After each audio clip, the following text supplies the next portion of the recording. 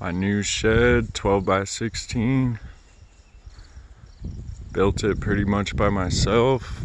Had a little bit of help with the concrete from her dad and her dad's brother, but I did most of the framing myself.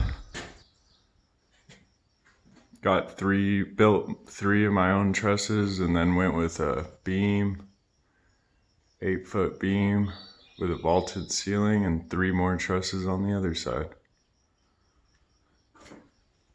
Got these windows pretty cheap on Amazon compared to like Lowe's or Home Depot, and they work pretty good. Starting to build out a table for the back side.